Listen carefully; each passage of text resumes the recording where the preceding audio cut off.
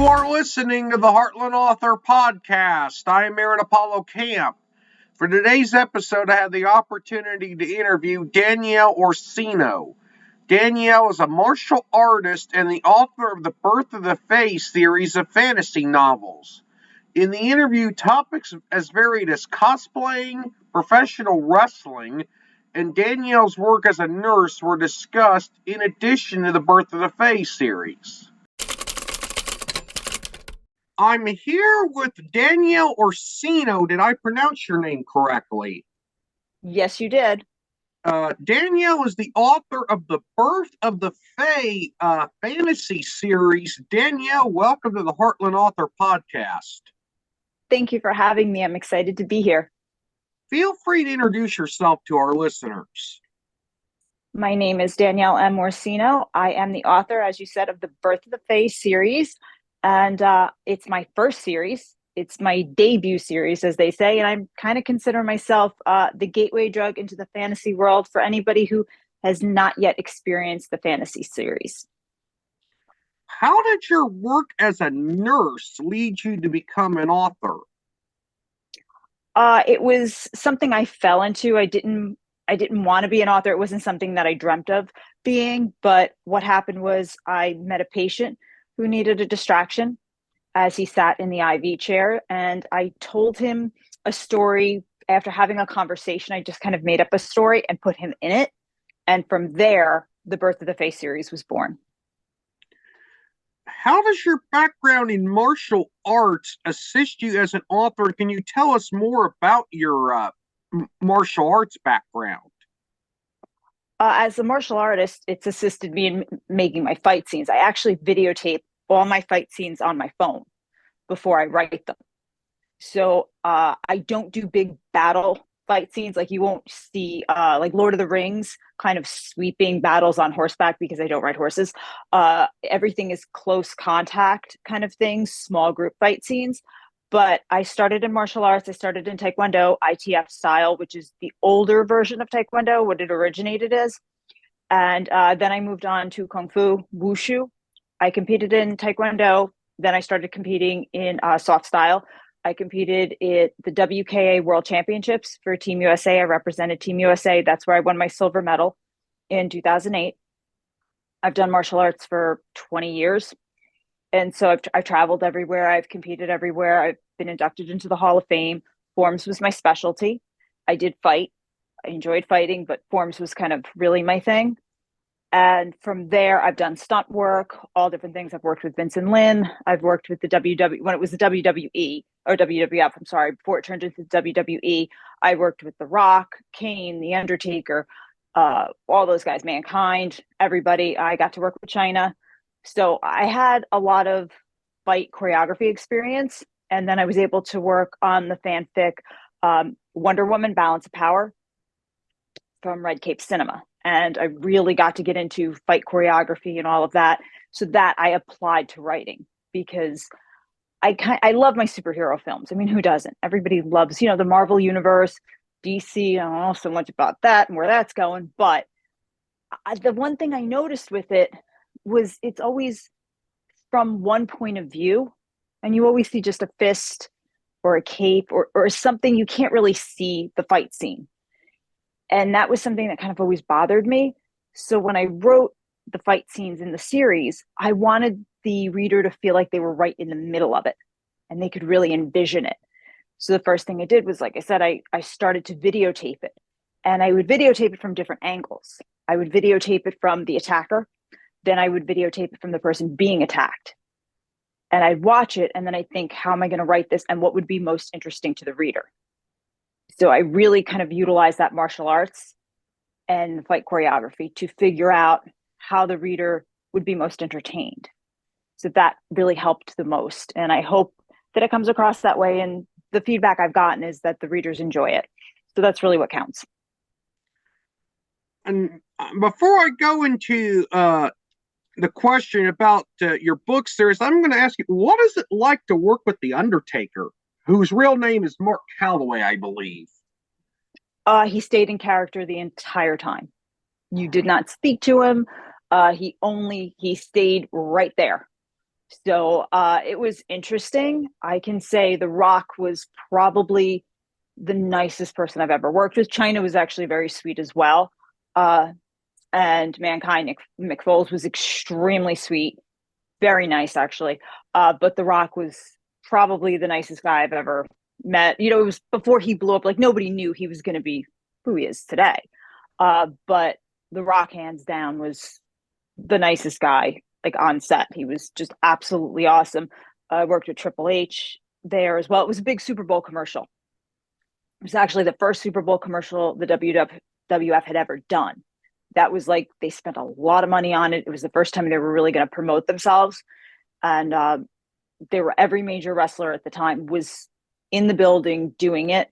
So, like I said, everybody was there, but The Rock, awesome, like awesome regular guy. We wound up playing video games while he was waiting, while it was call time, and he was great. But The Undertaker stayed in character the whole time. Like you weren't allowed to look at him, talk to him. He was just the Undertaker. He never broke character. Everybody else was just chilling and hanging. He stayed in character. Wow, I mean, that is impressive. That Taker never broke character Nope. while in a non actual wrestling Yeah. production. Nope. Never broke it. Like didn't look at him like nothing. He was the entire time. Like I said, The Rock was just chilling, like hanging out. Like I said, we wound up playing video games because they have every video game WWF had ever put out. Like the arcade games were all there. We wound up playing video games while he was waiting because they were resetting. He had a pretty complicated scene with a stunt and broken glass and this whole thing. So he just kept resetting and he would have a lot of time. So we were playing video games and having a good time. But The Undertaker never broke character. No. Without spoiling too much of the Birth of the Fae series, how many books are in the series in total, and what are each of them about, and what is the series about? There are 6 books plus one novella. So there are 7 in total, and that completes volume 1. Overall, the series is about fallen angels that can't go back home. They're sent here by the creator to get the earth ready for his next great experiment, which is humans. They've all heard rumblings that it might be humans, but they're not 100% sure. The virtue angels are nature angels. So they each have a job like getting rivers ready. Some are elementals that take care of wind and air. Some guard deer. They all have a job of some kind, and they're sent here to get the earth prepared for his experiment. Then there are the Power Brigade angels. Their job, they are the foot soldiers of the archangels. Their job is to fight Lucifer and his demonic horde. Both of these things are simultaneously being done. So, they're fighting the demonic horde. The virtue angels are just here on earth, kind of minding their own business. They have no desire to get involved in the war. They're just taking care of the planet. So that is what's going on in Locked Out of Heaven, the first book. While this is happening, they are both told, as soon as your jobs are done, of course you can return to the Shining Kingdom. That is what I promised you, of course. And then one day, their jobs are done.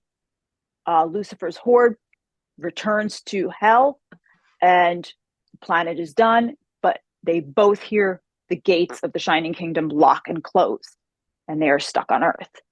They don't know why. No one tells them anything. They're just stuck here, and their wings decay and fall off. So they all of a sudden realize we can't go home. We don't know why, but now we must find a new job, a new purpose, because this was all they were created for. They don't know what else to do. So from there, the book takes place with both of them, both of these groups trying to figure out, what do we do? They don't even care at this point why they were locked out. They spend a little time trying to figure it out, but they both realize, okay, we can't go home. What's happening? And then humans come. And they become, to the humans, the pagan gods and goddesses throughout time. And then the humans kind of try to figure out what their purpose is. And then these angels decree that they are then called the Fae. But the Fae doesn't stand for fairies. It stands for the Fellowship Aegis of Earth, the forgotten angels on earth, the fallen angels on earth. They kind of give it their own acronym and become the court of light and the court of dark. But as they realize human worship equals power, it gives them back some control, and a civil war breaks out between the court of light and dark because they feel like there's not enough power, there's not enough human worship, so we're going to fight amongst ourselves. And so the books then take on through human history, and we see what happens when the Fae fight, when they kind of play in human history. The court of light deems themselves more beneficial to humankind. They want to help because that's what they were. They were nurturers. They nurtured the planet, so they feel like we should help these creatures, while the court of dark is kind of like, yeah, not so much. It's not that we want to get involved, but we're just going to kind of do our own thing. So we just see how that takes on. And like I said, they become the Greek, Roman, Egyptian gods and goddesses through the polytheistic pantheon throughout history. And it takes you all the way up to book 6, which is Forgive Us. And that's to the bubonic plagues of London and how the Fae have just played in human history. And we see where that goes from there. How did the decision to put you on the cover of each book in the Birth of Fae series come out? Because unusually for a fantasy series, you're actually cosplaying on the cover. That came about as originally I had a whole, authors always have these grand ideas for the covers. It always has these hidden meanings. Originally, I had a different idea when I went to the publisher, and I was like, oh, I've got this symbolism, I've got this, I've got that.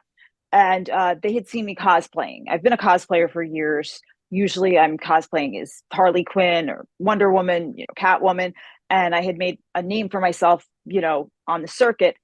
But what happened was Fae Magazine contacted me when they heard the book was coming out. And Karen Kay, who's just amazing, and I love her. I call her my fairy godmother.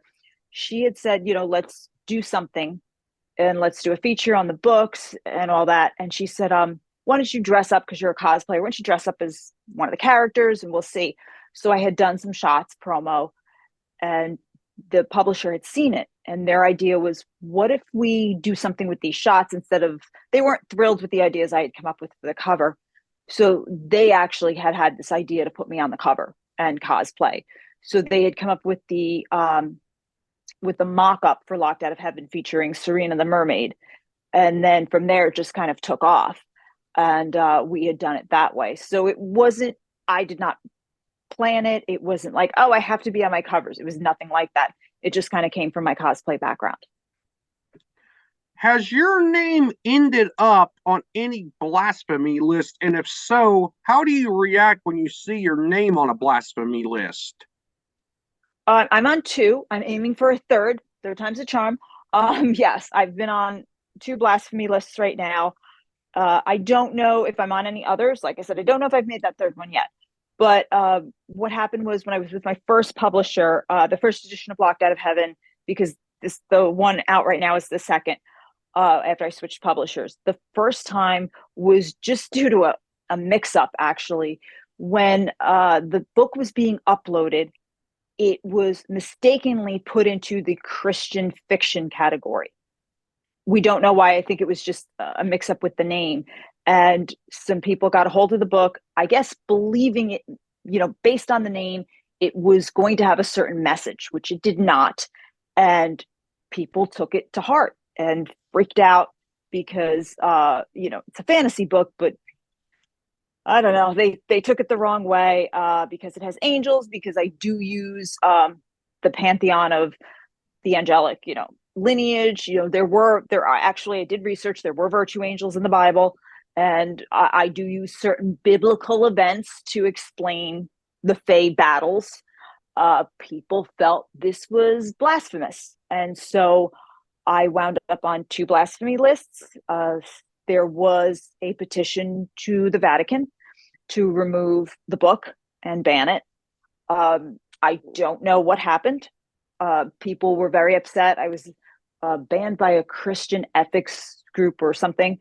I received several, hate mail and things like that. I received some death threats. It got pretty heated for a while, that people were very upset with me and felt what I was doing, was so upset. There's one chapter in the book called Empathy for the Devil, where two of the Dark Fae are discussing the fact that, the creator, who I never call God, it's just the creator, but they're discussing the fact that they've been locked out and they had served the army well. But Lucifer took his horde, his demons home and protected them. So they're just going back and forth saying, who's really the bad guy? They're just kind of having this philosophical debate, which happens at times of war. People debate like which side is good, which side is bad. And apparently this caused just an outrage and people were so upset with it. So that caused me some problems. And I started getting DMs on Instagram where people were saying, you need a better relationship with God. And can we have your home address? Because we want to send you some material, some pamphlets and things like that to help your relationship.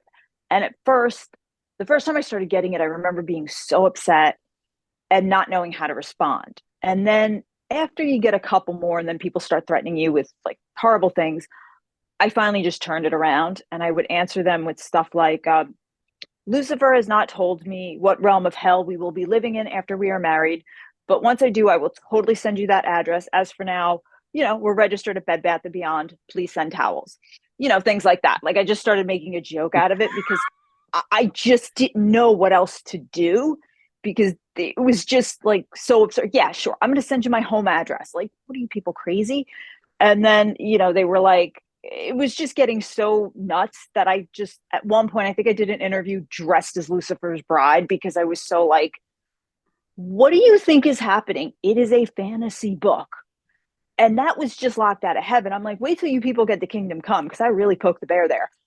They just stirred the pot. I'm like, you're literally kicking the hornet's nest. And I wrote the book never with the intention to annoy anybody, upset anybody.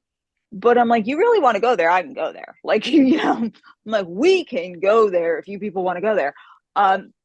It was just never done that way. But I remember I had one person from a group literally send a picture of a handgun with a date underneath it. And I was like, you guys get this is over a book about like mermaids and unicorns. Like, we're at a level 10 here, people. Like, let's take this down a notch. So now I laugh it off. I'm like, if the Pope has nothing better to do than to ban my book, first of all, that'll probably rocket me to like New York Times bestseller list. But if that's all he has to do, there's so many other bigger problems in this world. But okay, like I'll send him a copy. We'll go riding around in the Pope Mobile and like we can totally talk about it. But I'm thinking he doesn't have a problem with it. It's so, a blasphemy list. I kind of take it as like I've made it. I'm wearing it like a badge of honor. It's all good. Mm-hmm. I often like to say, if somebody doesn't want you to read a book, read it. Yeah, that's. I just at this point, I originally when it happened, I was really upset about it. Like I actually went out of my way to do an interview about it because I was like, I have to like dispel this. And the interview went so left, that I was like, you know what? I got to stop taking this so seriously. That's when I just made a joke out of it. I'm like, okay, I'm on a blasphemy list. I'm in really good company. So who cares at this point? Okay, ban the book. Like, what are you going to do about it? It's a fantasy book. Like I said, I have a talking unicorn in Locked Out of Heaven. I literally have a talking unicorn named Lolita. What am I going to say to that? You want to ban a book about a talking unicorn? And it's one chapter. Like, to me, even saying it out loud, it's like, really? Okay, sure, have a good time. What are you going to do? Have a great time with it. Ridiculous. So, I'm on a blasphemy list. I'm on 2. Like I said, I'm aiming for a 3rd. Get the kingdom come and then talk to me. There's literally a chapter called The Jesus Factor. Go have a ball, people. Enjoy. How much research do you do for books that you write? I do actually, even when I started doing this, I was like, I wonder how much research you do for fantasy, because I really didn't know. I'm like, you make up worlds. How bad could it be?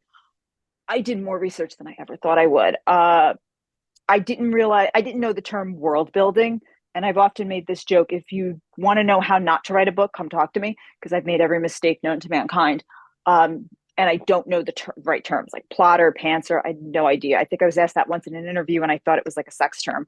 I didn't know how much I would do. The most the most research I did was on my dragons. Those took months and months and months to figure out, but I do extensive research. As for the angels, like I said, I didn't know there were nature angels. When I looked at the hierarchy of them, there were really virtue angels. That's what they were called. They were nature angels. Obviously, there's no such thing as power brigade angels. I made that up. But I did do extensive research, even into the Bible, and doing, some of the stuff that I did, and writing some of the events. I did do a lot of research on that. Uh, for the Tudor England, which is takes place in Thine Eyes of Mercy. That's the time frame. I actually took a Tudor etiquette class to figure out exactly how they ate, what all the hierarchy was just in society during that time, the courtiers, how they got dressed, all of that. There's a scene where Awyn is one of the bishops of the Court of Light, and he has to kind of go undercover in Queen Mary's court. So figuring out exactly how he would dress and the order he would put his clothes on was extensive. And being a viscount versus, any other societal title I could give him, that was the only one I could give him, because he wouldn't own land. And, how I would kind of figure that out, I had to take this Tudor England, this Tudor etiquette class, and how he would eat. They ate usually family style. And you had to, show washing your hands in this rose water before you could eat, carrying your utensils in a pouch, because that showed wealth. All those like little details I wanted to throw in there. And I made the mistake. I took a class in Old English, and I wrote the first manuscript in Old English. All those chapters were written in Old English. And my first editor was like, "Are you crazy?" They were like, "Nobody can read this." And I'm like, "Oh, it makes me so authentic." And they were like, "No, it doesn't. Nobody can read this crap." They were like, "You get a thy, a thou, and a privy. That's all I'm giving you." And they were like, "The rest of it's got to go." All that stuff. You kind of get lost, I think, as a writer, especially when you are not a classically trained, or you went to school for this. You do so much to prove that this is what you should be doing. You tend to go overboard. And I definitely did that a couple times. Uh, you know, Later on, doing a lot of this alternative history that I did, I studied, like I said, the bubonic plague and little incidences that happened, trying to add them in. So, like I said, studying the history and things like that. Later on in volume two, Birth of a Succubus, which is a continuation of it, I did a lot of research into the CIA. And I still call my patient who inspired all this, he knows a lot about some of this stuff, and asking him, did they use this gun? What would they do here? And he gives me that type of information. And that's where kind of some also the medical stuff, where my nursing background helps. I've called my old nursing instructors and asked them to read some of the medical stuff to make sure it's legitimate. And I try to make it as realistic as possible. I always joke that if I'm on Mythbusters, I just want to be plausible. I don't have to be confirmed, but I just like to be plausible, because I don't want to be a book that somebody reads and goes, "Oh my God, that would just never happen." I want to be at least somewhat realistic, because I think it helps you get lost in it a little bit more. And that's really what I'm looking for, is for the reader to get lost in whatever they're reading of mine, so they can kind of forget about their troubles for just a little bit. What is the worst mistake you made and the best advice you received as an author? I'm asking my final question as kind of a double question. I've made a lot of mistakes. The the worst mistake I've made probably is not taking enough control in the beginning and being too trusting. So I would tell anybody, kind of goes hand in hand a little bit. When you are signed with a publisher, or even if you are self-publishing, get an editor pay the money for an editor and still check their work. I don't care. This was a mistake I made with the first edition. I remember I had a great developmental editor. Cleet Barrett Smith is phenomenal. If you look him up, he's best-selling author, New York Times. He's phenomenal. I had him as my developmental editor, and I still use him to this day. He's my Yoda. I cannot say enough wonderful things about Cleet. He was phenomenal. I didn't know the difference between line editing, this editing. Like, I didn't know those differences. After I had Cleet developmental edit, I moved on to line editing and whatnot. And I found a woman who was like, yeah, I'll totally line edit. I'll do this. She knew I was dyslexic. I should never have told her that. And she didn't do her job. But I also didn't know with line editing, they only catch about 80%. You need to have someone else like kind of read it. And I gave it to someone else and I trusted them, which was a mistake. And then I was like, oh, you did your job. Awesome. I should have been on top of it to check it. And I didn't. So when the book came out, there were mistakes in it. Part of it was also due to COVID, and it was going to different printing houses it was a mess. And people were writing me being like, oh, on page 12, the is spelled wrong. And I'm like, I'm dyslexic. I have no idea. But you need to get that line editor. You need to pay the money and make sure you have someone else look at it. Don't try to do it all yourself. That was a huge mistake for me, because at the end of the day, your name is still on it. And this is a big myth. Readers think that the authors read their book. We don't. We've read it so many times when we're writing it. Our mind autocorrects things. We're sick of it too. And we're on to the third book. Like, we're already past that book. So people would write me and be like, on this, it's wrong. On it, didn't you pay for an editor? I'm like, dude, I paid for an editor. Like, you have no idea. But it's still a reflection on us. So that was a huge mistake. You got to pay for the editor. You just do. And you got to sit and reread your stuff. It's one of the things. Yeah, you got to do it. So that was a big mistake, and it was a learning thing. And the problem is once you print it, it's out there. That's it. It's kind of like your yearbook picture. You thought you looked hot in it. You thought that haircut was great and the blue eyeshadow was awesome. And then you go back and go, what the hell was I thinking? But you got to just own it. And so I own the first edition, and I joke with people now, and I'm like, just think, when I'm really famous, that'll be worth money.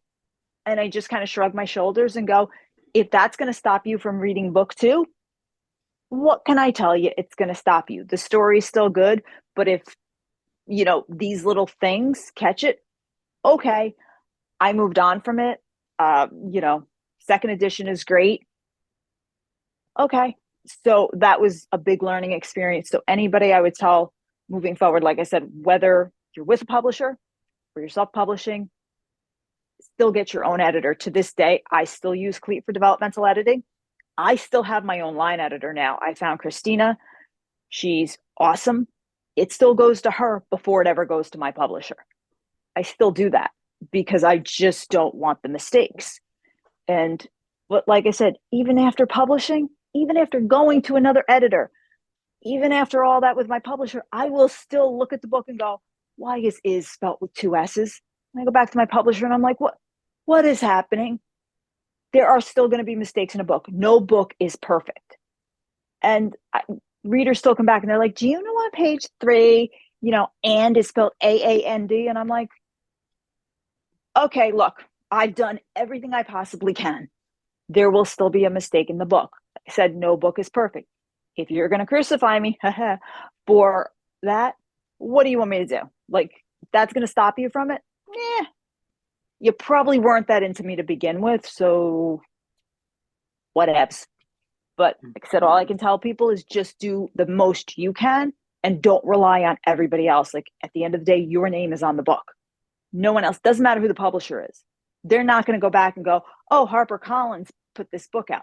They're going to look and be like, oh, it's so-and-so. They're going to look at it and say, you put the book out. But I can tell readers, most authors don't read their own book. It's kind of embarrassing. It's like listening to your own voicemail and listening to your voice. Like, you don't sit there and go, oh, let me listen to my own voicemail that I left. Nobody does. We all hate you all hate like one thing about yourself. So you don't do it. It's kind of like that. Like, we don't sit there and read our own work and be like, okay, this is what I said. So you kind of have to give an author a little bit of grace on that. Danielle, you were a wonderful guest for this podcast, and I thank you for appearing on the Heartland Author podcast.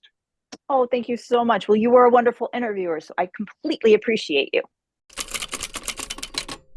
Danielle was one of the more interesting guests I've had the opportunity to interview, and she was a wonderful guest.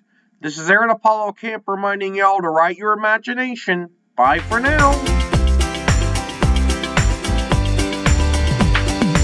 You can learn more about me and my book writing projects at campaaronapollo.wixsite.com/authoraac. You can follow me on Facebook at AuthorAAC and on Instagram at AACscribe. Copyright 2023, Aaron Apollo Camp, all rights reserved. This podcast episode is intended for the private listening of our audience. Any reuse or retransmission of this podcast episode without the express written consent of the podcast host is prohibited, except under fair use guidelines. Royalty-free music and sound effects obtained from https://www.zapsplat.com.